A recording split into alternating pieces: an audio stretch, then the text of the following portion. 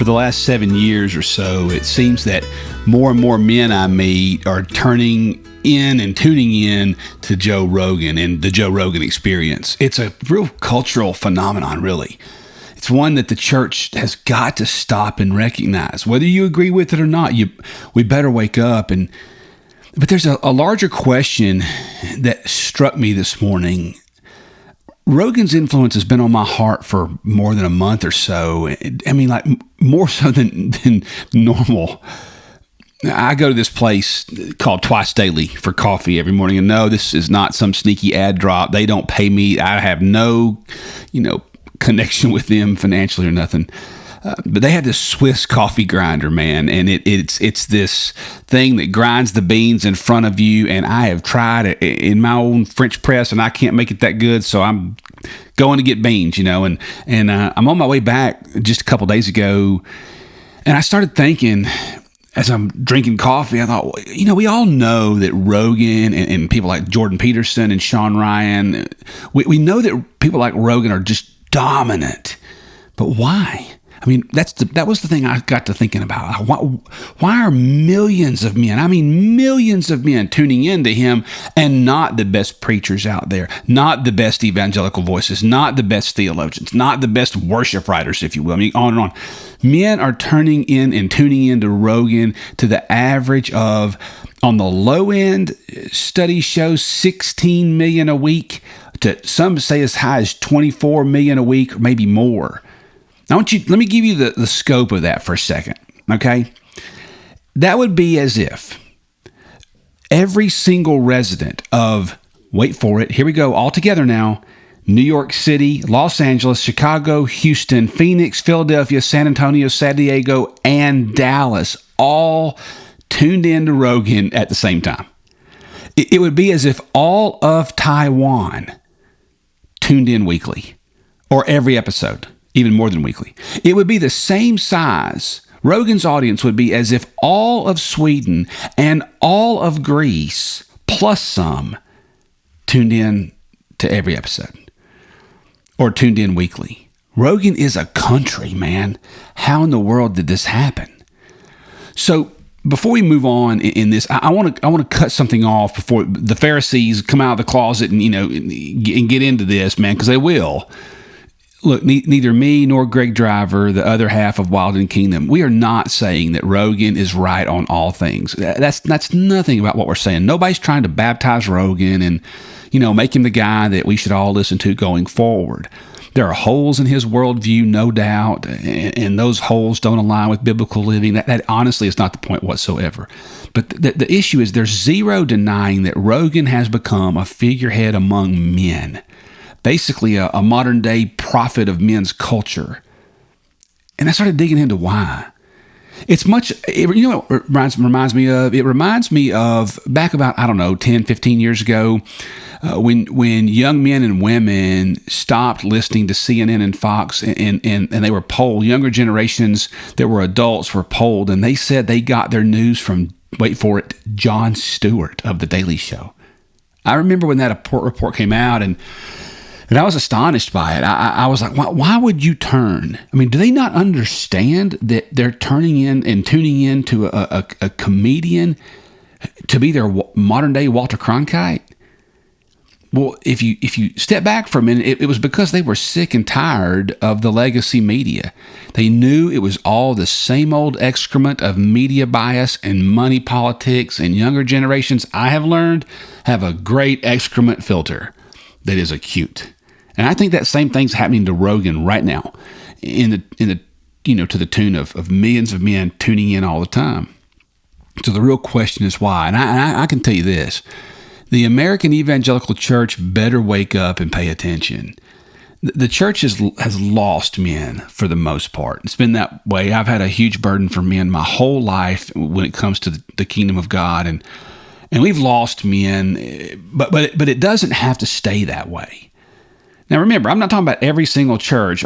I'm just saying across the board, you got to admit, man, it's the way it is. And so before we move on, I want to just put one more thing out there in front of you that most people tend to say at the end, and I want to say it at the beginning. before we move on with Rogan. If what is coming at you in the next few minutes actually helps you or provokes thought, would you share it? And I'm not talking about sharing it on social media. That's fine. If you do, hey, thank you. I'm talking about texting, thinking of a couple of key men in your life and texting the link to them, to a few of your buddies. Men are under attack today, but I think a lot of them don't understand why they're being thrown in with this toxic masculinity problem today. You see, at Wild and Kingdom, we aren't selling anything, and that's why I can just without reservation tell you, hey, you should share this. We're not. There's no transaction dream that we somehow have. Nothing like that. We're in it for the truth of it. We really do want you to share this with men in your sphere of influence because there's something happening to you right now. It's been on my mind a lot lately. You're being canceled. But it's really sneaky. You're like, well, I'm not famous. That's not the point. Facebook, Instagram, all the Meta crowd and all the TikTok platforms, they decide whether or not you get to hear the truth. They monitor content. They literally monitor and filter it. And if they don't like what you're doing or like what somebody else is putting out, they just censor it. So if you haven't put your email into our tribal base here at Wild and Kingdom, please do. Just go to wildandkingdom.com. Right there in front of you on the homepage, on the top half, you'll see a place to put your email in the Manhood Manifesto. We only email you about once a month. Every now and then we'll drop a bonus, but it's almost always once a month when the new show and then the subsequent podcasts come out. So we're working really hard to make sure that Facebook and Instagram and other platforms, that they don't get to filter out whether or not you get to hear the truth. Your email will go straight to you. So there's no algorithm between us. And man, it's big. It's a big deal to future-proof the ministry movement. I think that if you're going to a church, you better do the same thing and get out the algorithms between you and your people. Get those out of the way. So here we go. Let's talk about Rogan. Well, it turns out if you Google this issue about why men are turning into Rogan, holy cow, there's a boatload of woke media asking that same question. I couldn't believe how all the wokies were crying like Rachel Maddow tears, man. And I was like, holy cow, this is a big deal. People are trying to figure this out. And here's your first reason, I believe. Rogan is telling the truth. Rogan is telling the truth. Those on the right side of politics can't seem to understand it, and those on the left side of politics are joining the head scratching, but they're ratcheting up the hate. They can't stand him. They hate him. Recently, read an article from a young journalist who writes for the Brown University Review, Madeline Connery, and boy, she's not a fan of Rogan, young liberal, but she said something in this piece. She blamed Rogan for widening the gender gap, which is really, honestly, I think anti-intellect, but it fits that party's narrative, so, whatever. But here's what she did say, and I tell you what, she got this part right. She said, Joe Rogan must be understood as more than an audio juggernaut. His show has become a magnet for young men who are disillusioned by the Democratic Party, forging a collective narrative of the oppressed straight white man. Oh my gosh, that's such a lame argument. Anyway, she goes on to say Donald Trump was aware of this and he used it to his advantage to reach the malleable minds of young male voters. And you see that right there? You see what she did right out of her Ivy League indoctrination. She just regurgitates what the professors taught her, that young white men are the problem and they are incapable of thought.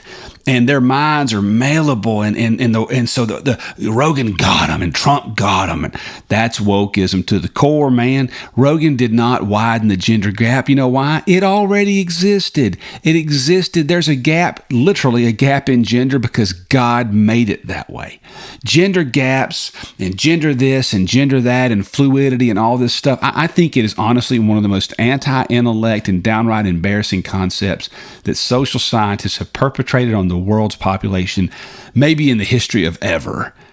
Genders are the way they are because they are created that way. Now, I will say, Connery got this much right.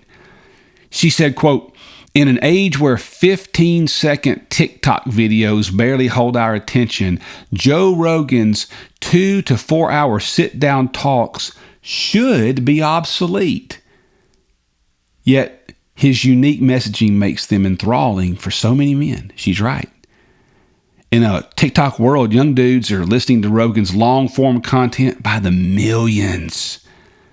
So why are men fleeing to him? It's not complex. He's speaking about things that men care about, and there's no filter.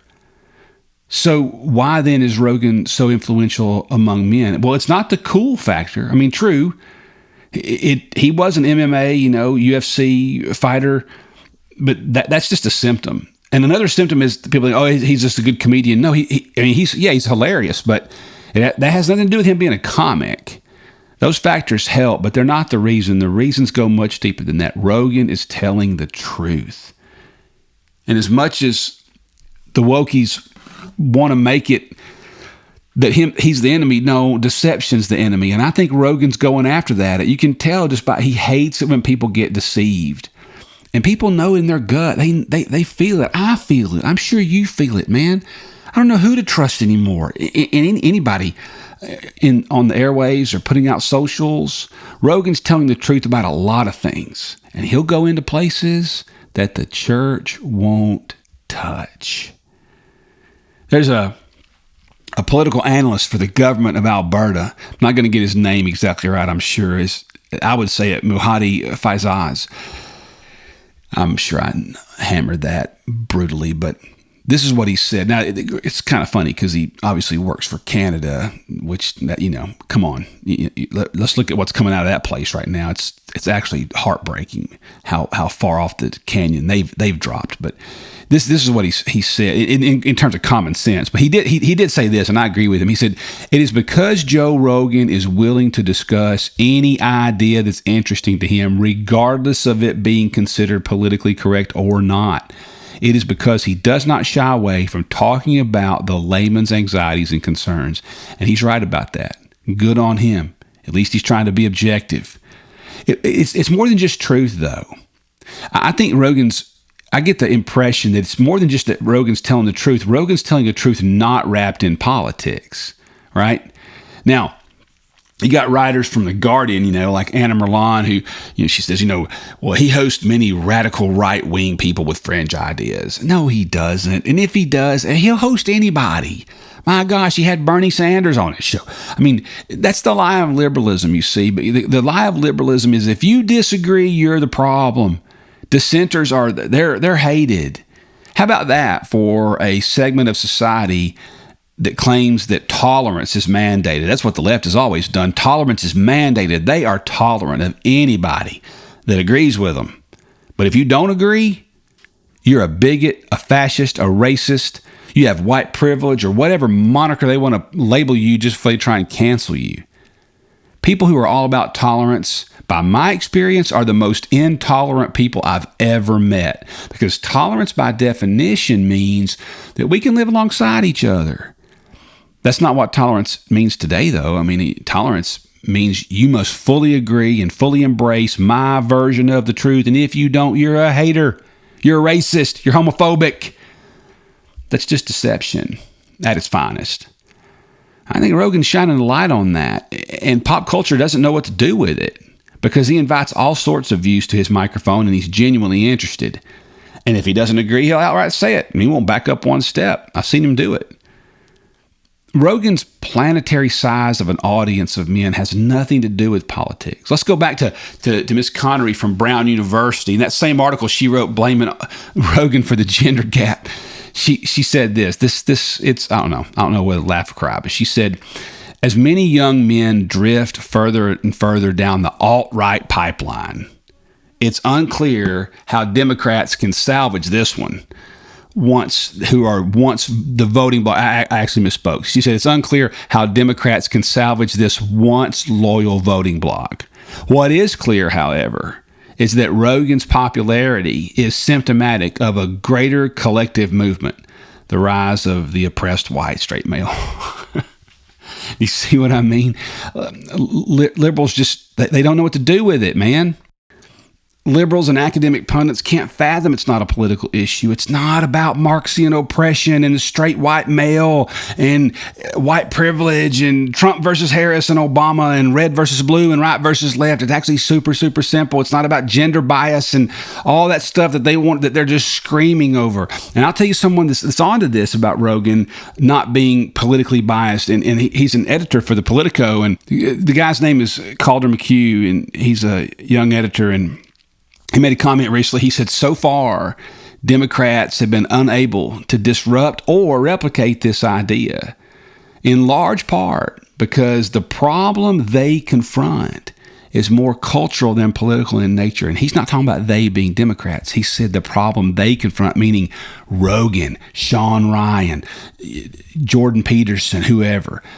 So let me say it to you a different way. He's saying in part large because the problem Rogan confronts is more cultural than political in nature. That's what he's getting at. And he's right. It's not a politics game Rogan's playing. He's telling the truth, man.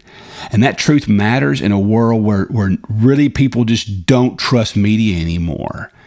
Recently, Helen Koster, she writes for Reuters. She put out this article and she made the statement that, talking about Americans, she said, what they do largely share is a natural distrust of authority, a belief that most politicians are lying to them because of vested interest in glomming onto whatever can help their personal brands. Over 70%, according to her and her research, over 70% of Americans say they remain concerned about their ability to tell what is true from what is false when it comes to the news online. And she goes on to say in that article that in the United States, politicians are considered the biggest sources of false or misleading information. And I agree 100%. I don't trust any of them. I don't trust any of them. They're all being backed by money and agendas. Rogan is telling the truth, not wrapped in politics. But I'll tell you, I think he goes just a hair deeper. Rogan puts a stake in the ground. I mean, you don't see Rogan, or for that matter, Sean Ryan, whose podcast actually right now may be bigger than Rogan's. You don't see him step around issues. And that's hugely attractive to a man. So let's start with that. Here's a note for all of you pastors out there, right? Learn from Rogan that having balls carries weight with men. You get street cred for it. Pastors feel the pressure. I know, I've been one. Pastors feel the pressure to conform to what church members want or what they can accept or what they're willing to, accept in their hearts. And pastors have elder boards or presbyterians or synods or districts looking over them. They're human, and sometimes they cave, sadly. I made it my point never to do that. And I know many that haven't as well. There's a lot more out there that haven't caved. It made me think of Tozier.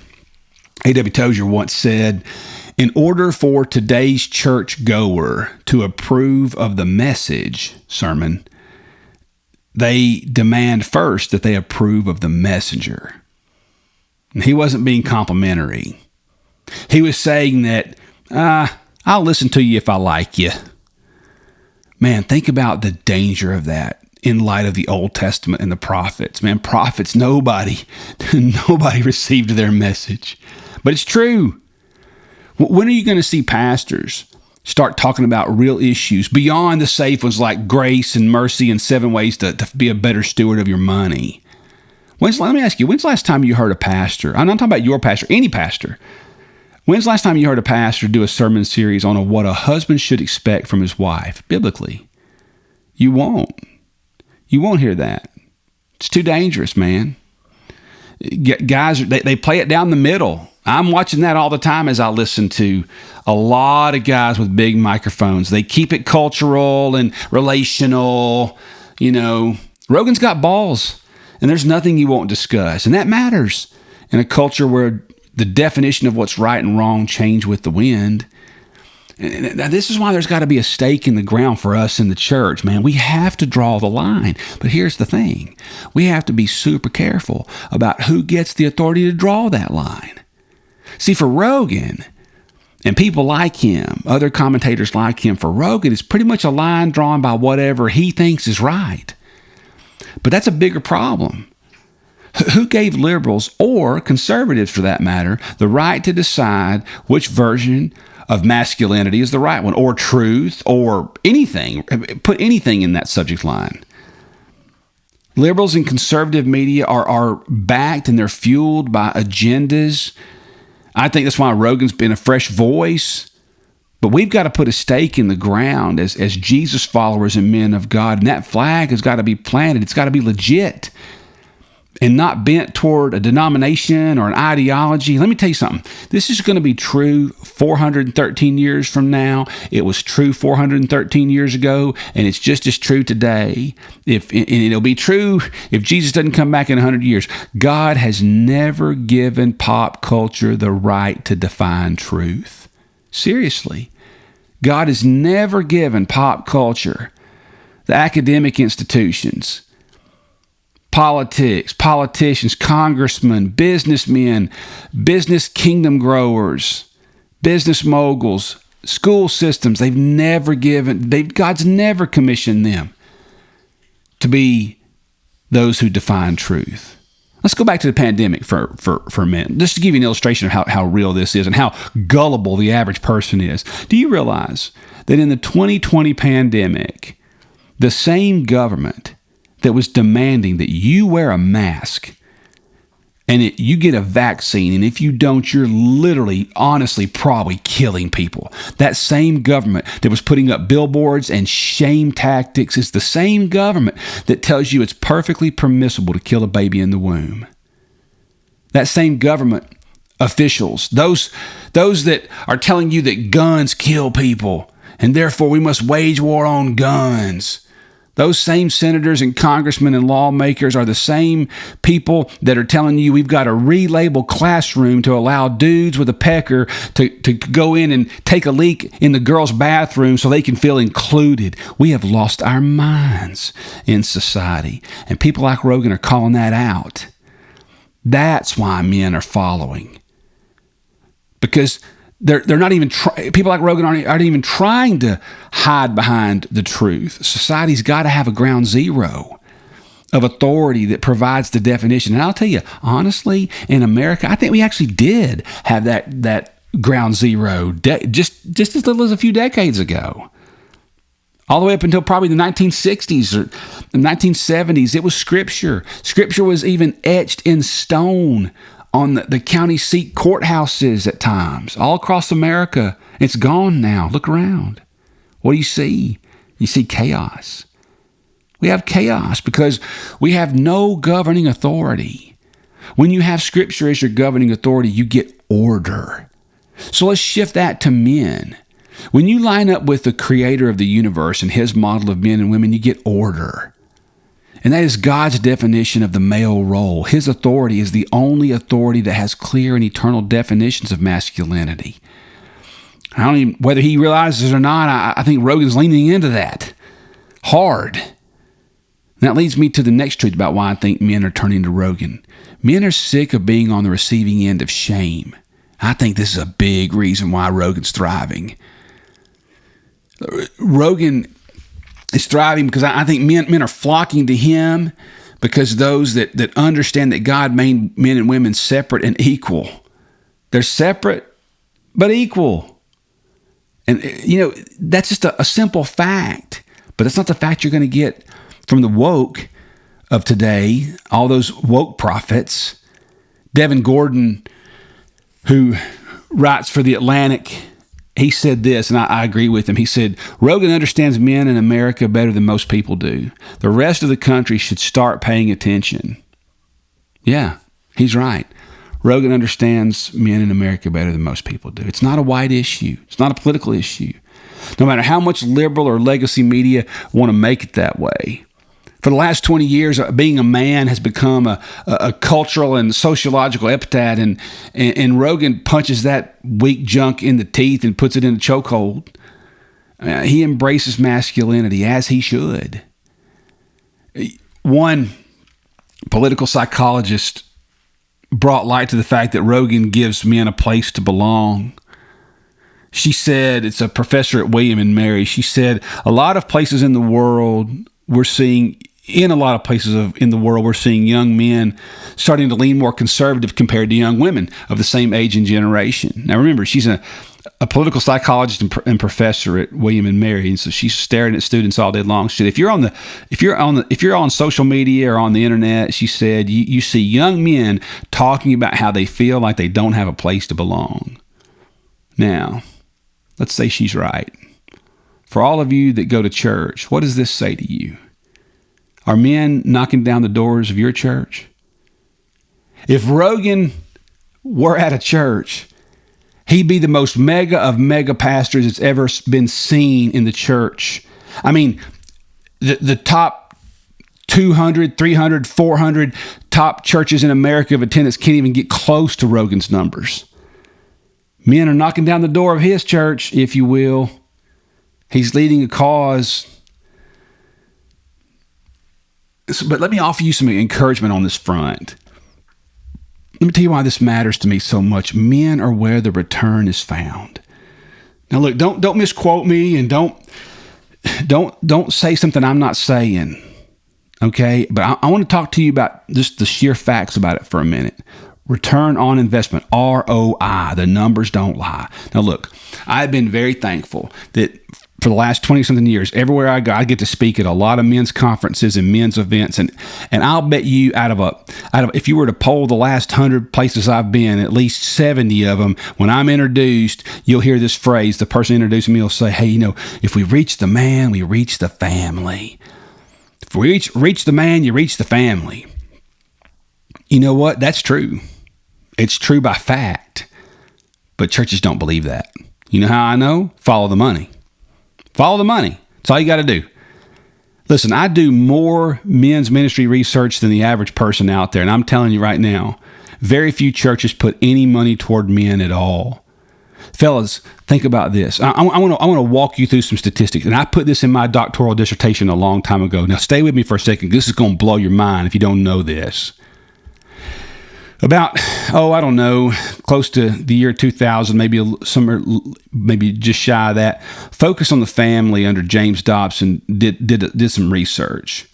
And they discovered that if you reach a child for Christ, if you actually reach a child for Christ and that child becomes a Christian, you've got an 8% chance of reaching the rest of the family using that child as the bridge to the family. 8%. If you reach a woman for Christ, you've got about a 15% chance of reaching the rest of the family using the bridge to the family of the woman. 8% for a kid, 15% for a woman. Anybody want to take a guess at what the numbers are on a man? If you reach a man for Christ, you have a 92, that is a 92% chance of reaching the rest of that family using the man as a bridge to get into that family. Fellas, the numbers don't lie. Men are where it's found. If your church put it just an equal match, if your church just matched the men's ministry budget to the kids' ministry budget, whatever you're giving to kids or students, if you just took that same amount of money and matched it, I can promise you your kids' ministry would grow and be bigger, and so would your student ministry. You know why? Because men that get saved bring their families. But so when's the last time you saw a church build a facility to reach men? I don't know that I've ever seen it in my life. So if you were walking up to a venture capitalist and you said, "Hey, look, I've got 3 business deals. One will bring you 8%. One will bring you 15% return. The other will bring you a 92% return. Which one do you want to do?" The venture capitalist, if they're smart, will tell you to get out of their office. If you didn't know the answer to that before you walked in here, I don't even want to do business with you. But we build massive monuments to reach kids and students all the time. And I'm a dad. I'm telling you, I'm all for student ministry, but I am passionate about reaching men because the numbers, it's fishing where the fish are. Men are where the return is found. And all of this presents us with an amazing opportunity. Why are men turning to Rogan? For the same reason men turn to anyone. They're hungry for the truth. They want the truth.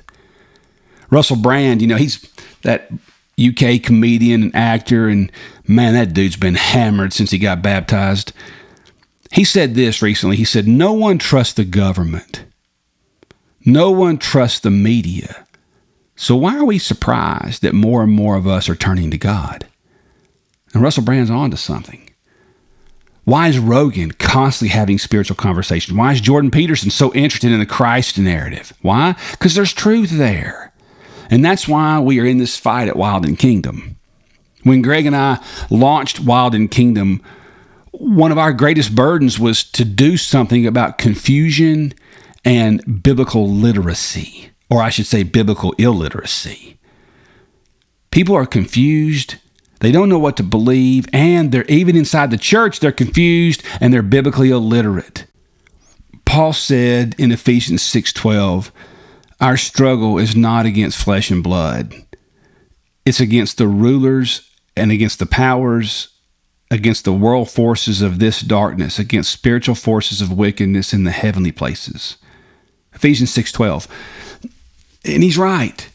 Satan is the puppet master behind this thing. And at Wild and Kingdom, we've been heartbroken over watching men, especially younger men, being controlled by social media, having their lives influenced by Meta and what they're allowing them to see and shouting into the world. We want people to see the truth of Christ, set them free. And for that to happen, we've got to go back to Scripture as our authority. And when you start to see that the principalities and the dominions and the spiritual forces of the air are controlling this thing, you see that woke prophets are just that. They're prophets employed by the devil. Liberals are simply people chopping away at biblical authority, one professor, one congressman, or one television show host and comedian at a time. We live in an AI world now. It's under sway by the devil. We're in a time now where we don't even know if anything's real that we're seeing in media or online, or even on television. Here's our hope at Wild and Kingdom. Our hope is that you can know that you have a crew fighting with you and scrapping with you, helping men to know they are not alone. We are not the problem. Men are not the problem. And to be honest, liberals are not the problem. Republicans are not the problem. Evil is the problem. Satan is a widespread mass communicator of deception, and that's the problem. And it's to that end that we're going to shine a light that Jesus told us to.